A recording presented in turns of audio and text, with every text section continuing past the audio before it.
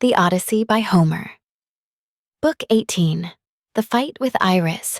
Ulysses warns Amphinomus. Penelope gets presents from the suitors. The braziers. Ulysses rebukes Eurymachus. Now there came a certain common tramp who used to go begging all over the city of Ithaca, and was notorious as an incorrigible glutton and drunkard. This man had no strength nor stay in him, but he was a great hulking fellow to look at. His real name, the one his mother gave him, was Arneus, but the young men of the place called him Iris, 48 because he used to run errands for anyone who would send him. As soon as he came, he began to insult Ulysses and to try and drive him out of his own house. "Be off, old man," he cried, "from the doorway, or you shall be dragged out neck and heels. Do you not see that they are all giving me the wink and wanting me to turn you out by force, only I do not like to do so? Get up then, and go of yourself, or we shall come to blows." Ulysses frowned on him and said, "My friend, I do you no manner of harm. People give you a great deal, but I am not jealous. There is room enough in this doorway for the pair of us, and you need not grudge me things that are not yours to give. You seem to be just such another tramp as myself, but perhaps the gods will give us better luck by and by. Do not, however, talk too much about fighting, or you will incense me, and old though I am, I shall cover your mouth and chest with blood. I shall have more peace tomorrow if I do, for you will not come to the house of Ulysses any more." Iris was very angry and answered, "You filthy glutton. You run on trippingly like an old fish fag. I have a good mind to lay both hands about you and knock your teeth out of your head like so many boar's tusks. Get ready, therefore, and let these people here stand by and look on. You will never be able to fight one who is so much younger than yourself." Thus roundly did they rate one another on the smooth pavement in front of the doorway. And when Antinous saw what was going on, he laughed heartily and said to the others, "This is the finest sport that you ever saw. Heaven never yet sent anything like it into this house. The stranger and Iris have quarreled and are going to fight. Let us set them on to do so at once." The suitors all came up laughing and gathered round the two ragged tramps. "Listen to me," said Antinous. "There are some goat's paunches down at the fire, which we have filled with blood and fat and set aside for supper. He who is victorious and proves himself to be the better man shall have his pick of the lot. He shall be free of our table, and we will not allow any other beggar about the house at all." The others all agreed, but Ulysses, to throw them off the scent, said, "Sirs, an old man like myself, worn out with suffering, cannot hold his own against a young one.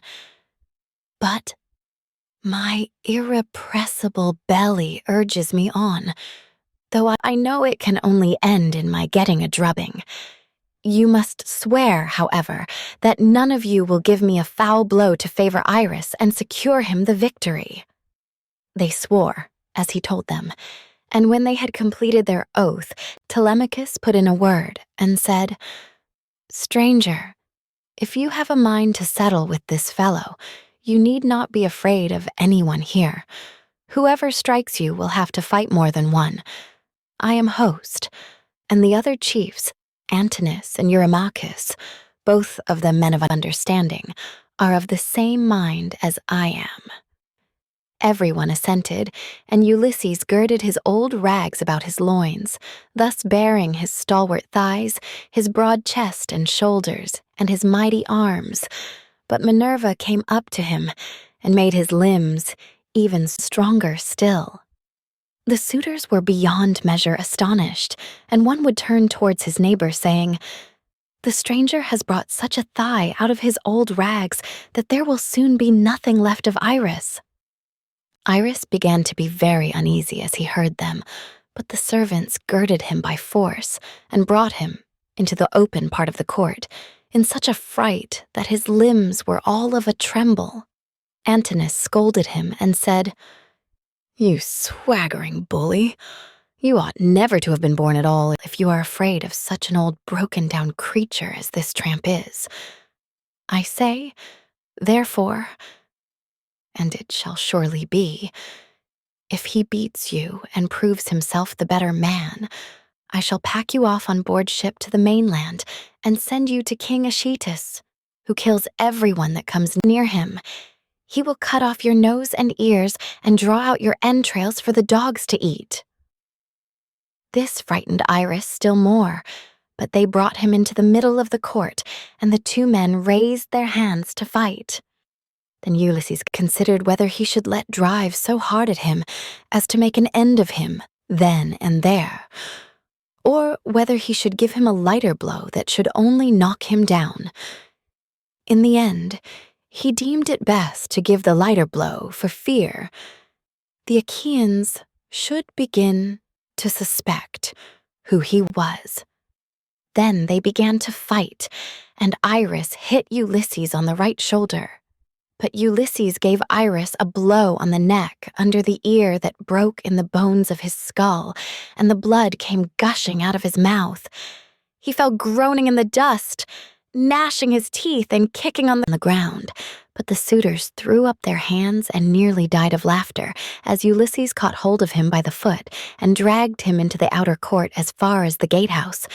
There he propped him up against the wall and put his staff in his hands. "Sit here," said he, "and keep the dogs and pigs off. You are a pitiful creature, and if you try to make yourself king of the beggars any more, you shall fare still worse." Then he threw his dirty old wallet, all tattered and torn over his shoulder with the cord by which it hung, and went back to sit down upon the threshold. But the suitors went within the cloisters, laughing and saluting him. "May Jove and all the other gods," said they, "grant you whatever you want for having put an end to the importunity of this insatiable tramp. We will take him over to the mainland presently, to King Odysseus, who kills everyone that comes near him." Ulysses hailed this as of good omen, and Antinous set a great goat's paunch before him, filled with blood and fat, loaves out of the bread basket, and brought them to him, pledging him as he did so in a golden goblet of wine. "Good luck to you," he said. "Father stranger, you are very badly off at present, but I hope you will have better times by and by." To this Ulysses answered, "Amphinomus, you seem to be a man of good understanding, as indeed you may well be, seeing whose son you are. I have heard your father well spoken of. He is Nisus of Dulichium, a man both brave and wealthy. They tell me you are his son, and you appear to be a considerable person. Listen, therefore, and take heed to what I am saying. Man is the vainest of all creatures that have their being upon earth. As long as heaven vouchsafes him health and strength, he thinks that he shall come to no harm hereafter, and even when the blessed gods bring sorrow upon him, he bears it as he needs must, and makes the best of it. For God Almighty gives men their daily minds day by day. I know all about it, for I was a rich man once, and did much wrong in the stubbornness of my pride, and in the confidence that my father and my brothers would support me. Therefore let a man fear God in all things always, and take the good that heaven may see fit to send him without vain glory. Consider the infamy of what these suitors are doing. See how they are wasting the estate, and doing dishonor to the wife of one who is certain to return someday, and that, too, not long hence. Nay, he will be here soon. May heaven send you home quietly first, that you may not meet with him in the day of his coming, for once he is here the suitors, and he will not part bloodlessly." With these words, he made a drink offering, and when he had drunk, he put the gold cup again into the hands of Amphinomus, who walked away serious and bowing his head, for he foreboded evil. But even so, he did not escape destruction, for Minerva had doomed him to fall by the hand of Telemachus. So he took his seat again at the place from which he had come. Then Minerva put it into the mind of Penelope to show herself to the suitors, that she might make them still more enamored of her and win still further honor from her son and husband. So she feigned a mocking laugh and said, "Eurynome, I have changed my mind and have a fancy to show myself to the suitors, although I detest them. I should like also to give my son a hint that he had better not have anything more to do with them. They speak fairly enough, but they mean mischief." "My dear child," answered Eurynome, "all that you have said is true. Go and tell your son about it, but first wash yourself and anoint your face. Do not go about with your cheeks all covered with tears. It is not right that you should grieve so incessantly. For Telemachus, whom you always prayed that you might live to see with a beard, is already grown up." "I know, Eurynome," replied Penelope, "that you mean well, but do not try and persuade me to wash and to anoint myself, for heaven robbed me of all my beauty on the day my husband sailed. Nevertheless, tell Autonoe and Hippodamia that I want them. They must be with me when I am in the cloister. I'm not going among the men alone.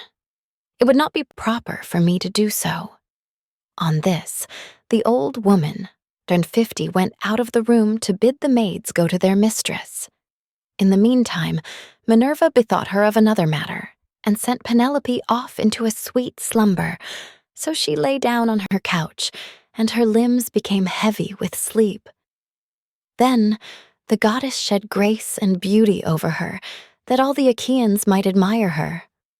She washed her face with the ambrosial loveliness that Venus wears when she goes dancing with the Graces.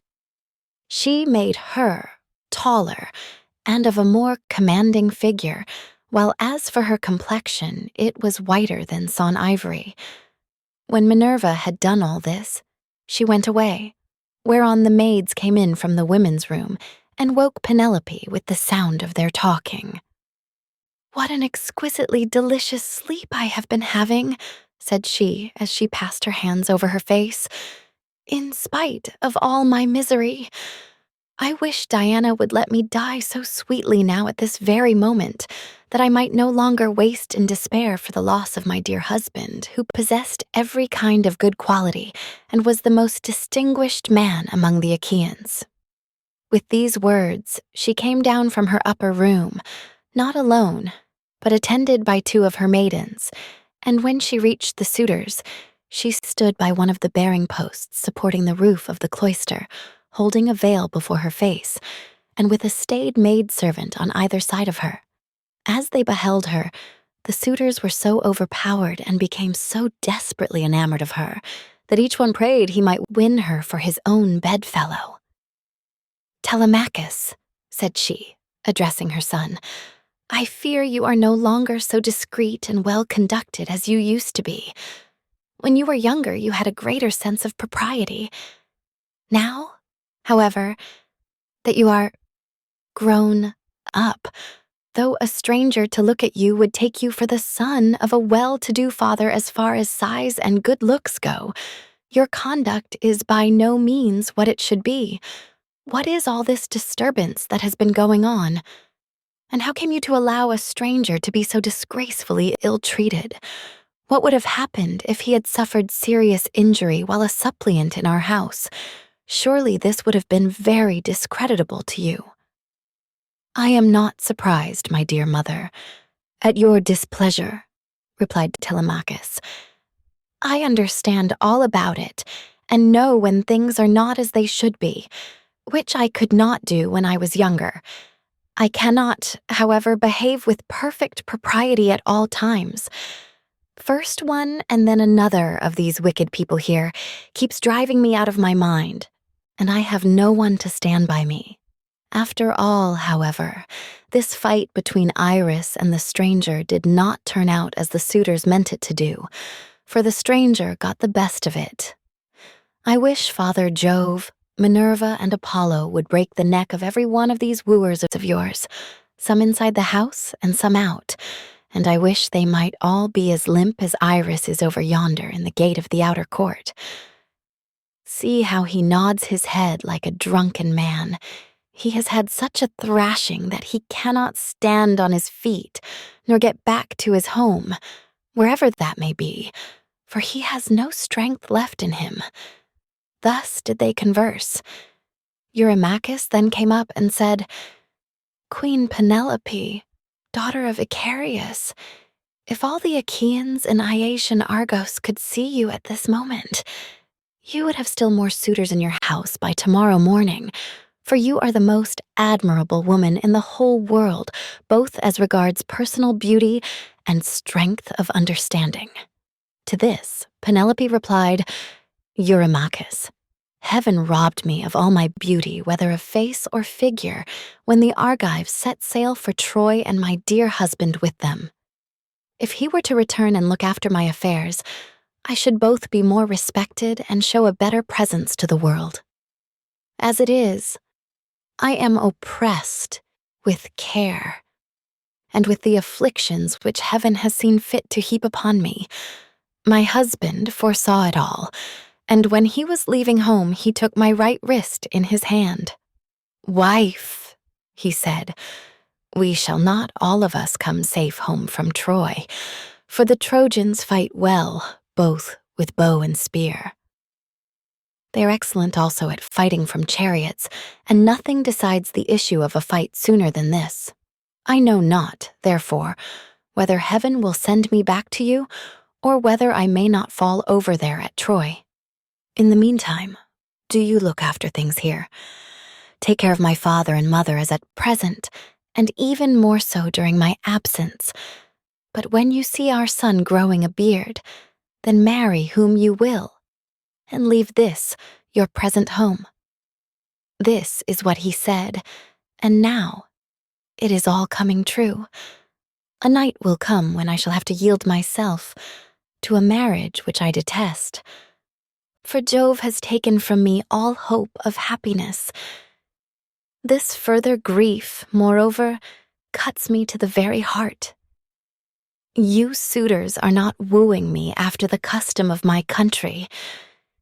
When men are courting a woman who they think will be a good wife to them, and who is of noble birth, and when they are each trying to win her for himself, they usually bring oxen and sheep to feast the friends of the lady, and they make her magnificent presents, instead of eating up other people's property without paying for it.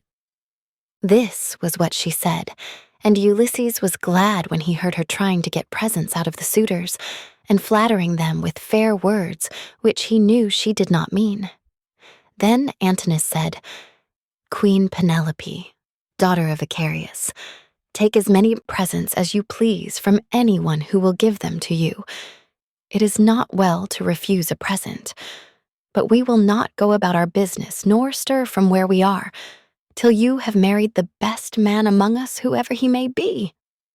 The others applauded what Antinous had said, and each one sent his servant to bring his present. Antinous' man returned with a large and lovely dress, most exquisitely embroidered. It had 12 beautifully made brooch pins of pure gold with which to fasten it. Eurymachus immediately brought her a magnificent chain of gold and amber beads that gleamed like sunlight. Eurydamas's 2 men returned with some earrings fashioned into 3 brilliant pendants, which glistened most beautifully. While King Pisander, son of Polyctor, gave her a necklace of the rarest workmanship, and everyone else brought her a beautiful present of some kind. Then the queen went back to her room upstairs, and her maids brought the presents after her. Meanwhile, the suitors took to singing and dancing, and stayed till evening came. They danced and sang till it grew dark. They then brought in 3 braziers, 51 to give light, and piled them up with chopped firewood very old and dry, and they lit torches from them, which the maids held up turn and turn about. Then Ulysses said. Maids, servants of Ulysses who has so long been absent, go to the queen inside the house. Sit with her and amuse her, or spin and pick wool. I will hold the light for all these people. They may stay till morning, but shall not beat me, for I can stand a great deal. The maids looked at one another and laughed, while pretty Melantho began to jibe at him contemptuously. She was daughter to Dolius, but had been brought up by Penelope, who used to give her toys to play with and looked after her when she was a child. But in spite of all this, she showed no consideration for the sorrows of her mistress and used to misconduct herself with Eurymachus, with whom she was in love. Poor wretch, said she.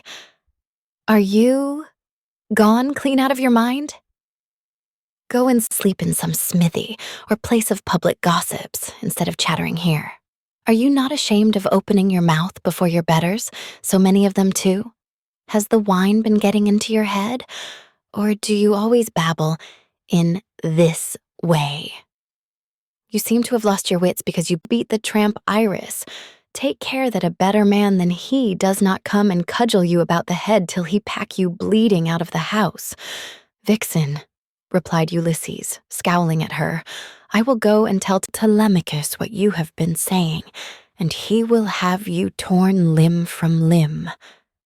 With these words he scared the women, and they went off into the body of the house. They trembled all over, for they thought he would do as he said. But Ulysses took his stand near the burning braziers, holding up torches and looking at the people, brooding the while on things that should surely come to pass. But Minerva would not let the suitors for one moment cease their insolence, for she wanted Ulysses to become even more bitter against them. She therefore set Eurymachus, son of Polybus, on to jibe at him, which made the others laugh. Listen to me, said he, you suitors of Queen Penelope, that I may speak even as I am minded. It is not for nothing that this man has come to the house of Ulysses. I believe the light has not been coming from the torches, but from his own head, for his hair is all gone, every bit of it. Then turning to Ulysses, he said, Stranger, will you work as a servant? If I send you to the wolds and see that you are well paid, can you build a stone fence or plant trees? I will have you fed all the year round and will find you in shoes and clothing. Will you go then? Not you, for you have got into bad ways and do not want to work. You had rather fill your belly by going round the country begging. Eurymachus, answered Ulysses, if you and I were to work one against the other in early summer when the days are at their longest, give me a good scythe and take another yourself, and let us see which will last the longer, or mow the stronger, from dawn till dark when the mowing grass is about. Or if you will plow against me, let us each take a yoke of tawny oxen, well mated and of great strength and endurance, turn me into a 4-acre field, and see whether you or I can drive the straighter furrow. If, again, war were to break out this day, give me a shield, a couple of spears, and a helmet fitting well upon my temples. You would find me foremost in the fray, and would cease your jibes about my belly. You are insolent and cruel, and think yourself a great man, because you live in a little world, and that a bad one. If Ulysses comes to his own again, the doors of his house are wide, but you will find them narrow when you try to fly through them. Eurymachus was furious at all this. He scowled at him and cried, You wretch! I will soon pay you out for daring to say such things to me, and in public, too. Has the wine been getting into your head, or do you always babble in this way? You seem to have lost your wits because you beat the tramp Iris. With this, he caught hold of a footstool. But Ulysses sought protection at the knees of Amphinomus of Dulichium, for he was afraid. The stool hit the cupbearer on his right hand and knocked him down. The man fell with a cry flat on his back, and his wine jug fell ringing to the ground. The suitors in the covered cloister were now in an uproar, and one would turn towards his neighbor, saying, "I wish the stranger had gone somewhere else. Bad luck to him, for all the trouble he gives us. We cannot permit such disturbance about a beggar. If such ill counsels are to prevail, we shall have no more pleasure at our banquet." On this, Telemachus came forward and said, "Sirs, are you mad? Can you not carry your meat and your liquor decently? Some evil spirit has possessed you. I do not wish to drive any of you away, but you have had your suppers, and the sooner you all go home to bed, the better." The suitors bit their lips and marveled at the boldness of his speech, but Amphinomus, the son of Nisus, who was son to Aridaeus, said, "Do not let us take offense. It is reasonable. So let us make no answer. Neither let us do violence to the stranger, nor to any of Ulysses's servants. Let the cupbearer go round with the drink offerings, that we may make them and go home to our rest. As for the stranger, let us leave Telemachus to deal with him, for it is to his house that he has come." Thus did he speak, and his saying pleased them well, so Mulius of Dulichium, servant to Amphinomus, mixed them a bowl of wine and water, and handed it round to each of them man by man, whereon they made their drink offerings to the blessed gods. Then, when they had made their drink offerings and had drunk each one as he was minded, they took their several ways each of them to his own abode.